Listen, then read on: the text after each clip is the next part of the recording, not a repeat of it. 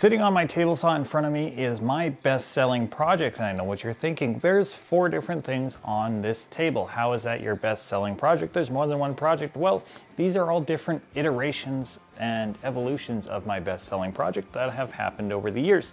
So we started with this one, and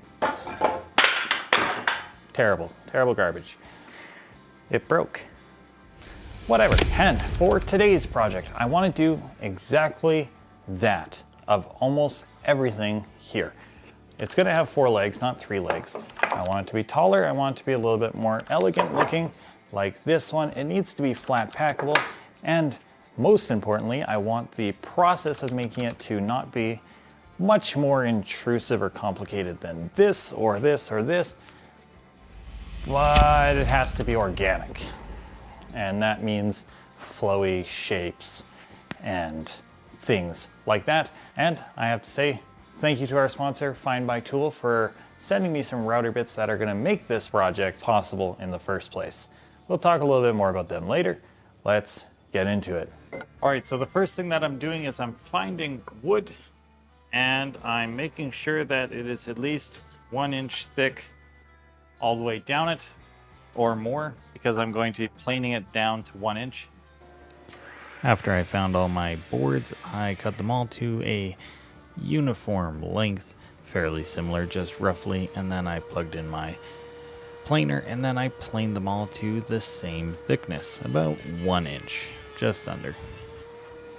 All of the pieces that we need have been planed down to their thickness, and we got our stretchers that go in between as well. There's 2 for each, and I also have this piece right here, which is going to be our template that we're going to mimic onto all of our other pieces.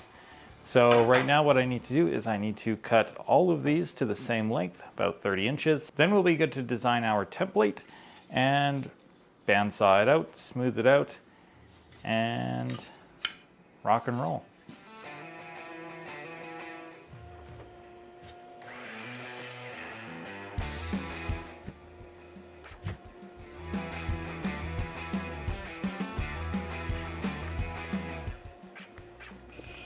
I took a quick moment to rip my rails to 1 3/4 inch. Now it's really important that when you do your legs, they're all the exact same for this groove. So I first do 1 cut on every single one of them, including my template piece, and then I find out the exact width I need using my template piece, and then I essentially clamp that in place, put a new stop block, and then cut all of my other pieces just once on that end, and then later on I just get rid of all the material in the middle. Easiest way to do it, I think.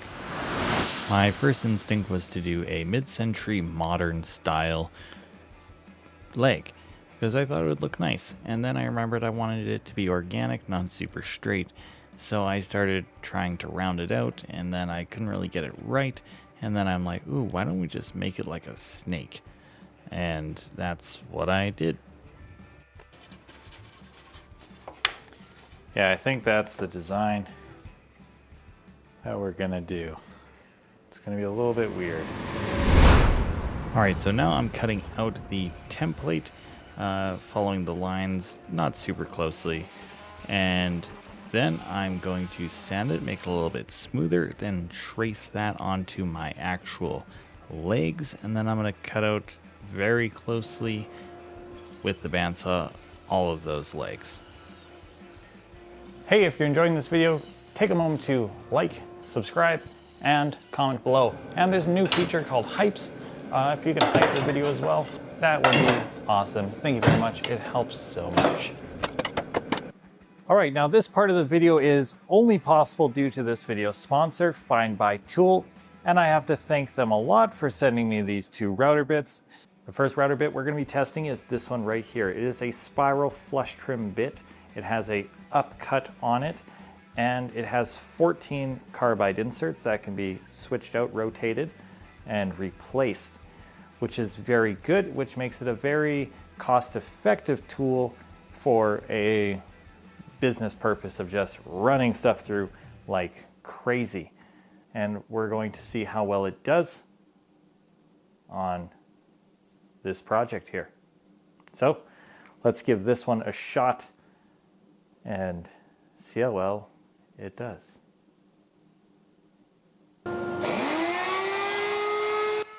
I felt like there was a literal tornado inside of the shop when this thing was running.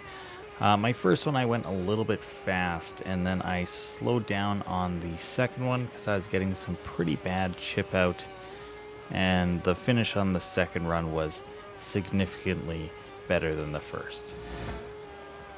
The next router bit that we're testing out is this compression bit. It has a top bearing, and well, we're going to see how well it compares to that other monster. Now, because of all the tear out on the first router bit, I took this one really slow at the start, but the last two legs that I did, I just went as fast as I could, and the finish was absolutely flawless with this. Like, perfect. All right, so I went a little fast with the first one because this bit was just eating the material. It was just like nom nom nom nom, and I went a little fast and I had a little bit of chip out here. I slowed it down on the other one, so this was another one of this router bit right here, and as you can see, there's like no chip out. This was the last one that I just did with the compression bit. You can see not a single bit of chip out. I went fast, like I went really fast, and it came out flawless. Like, that compression bit is amazing. It is so good. I'm very impressed with it. So if I had to choose only one, which one would I choose? I'm picking the compression bit. Despite the larger size of this bit, I'm incredibly impressed with how well that did. So, despite its smaller size, I'm gonna have to say the compression style bit wins. The finish was just smoother and better. In retrospect, I should have done this before, but I've taken a flush trim bit here and I found the lowest point across all of these, and they're all fairly flat, and I'm just going to do that to get rid of all these grooves instead of chiseling and sanding for days. So I had these rails at 12 inches long. I felt they were a little bit too long, so I made them 10 inches long. Then we had to start making our groove in it. I found the center of it lengthwise. Then I found the center of it widthwise on the skinny edge. Lining those two up, I know where to make my groove or my cuts. Then I had to find center widthwise on the long edge. I had to do this twice, make a ruler across it so I know how deep to make my cuts. That's like already perfect. Dang. I quickly hollowed out all of those grooves, and then it was time to glue it up. You could use a hammer and just get these together. I had my joints really tight, but another trick you can do is use a clamp to just press it together nicely. It works out really well. And after I had them all clamped and then glued up, I was able to take them out of clamps and clean them all up, and then it was time to do the fun part, which was the round over, which just completely transformed this leg from looking like total junk to actually looking somewhat elegant. And yeah, I was actually really happy with how it turned out at this point. And then I had to do some more sanding, just a little bit of final touch-ups, brought it up to 180 grit.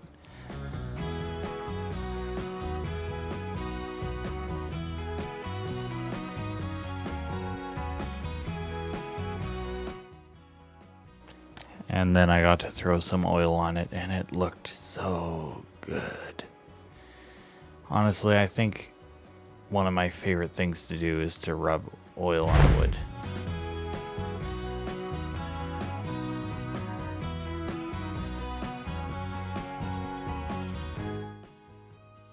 All right, we set out with some goals.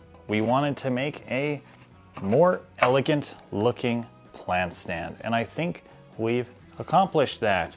And we wanted it to be more organic, and I think we accomplished that as well. It feels high quality, it looks high quality, it feels really nice actually. And then there are some other things I need to do. It needs to be flat packable, so we can ship it, and we can indeed ship this. So I want to keep all the good features that I had developed on this project as well. So I think we accomplished the goal. Let me know what you think. And I have to give a massive thank you to our sponsor, FindBuyTool, for sending me these router bits right here. They did a fantastic job. I do have to say, if I were to pick one, I'm going with the smaller guy. In my opinion, it's slightly less terrifying, and it did a fantastic job. It was a really smooth finish, and it was way faster. I think the footage of me using this was something like 30 minutes, and I did all 4 legs in about 5 minutes with this one. So that's a really big difference. I don't know if it was my material choice, my direction, that was making it chip out so bad. But I experienced that with a similar bit like this before when making bread saws. Your mileage may vary, it was also the same wood. But if you are interested, there are links in the description below. And again, I recommend this one. Much better, in my opinion. Thank you all for watching. Thank you, FindBuyTool. And as always, I will see you in the next one.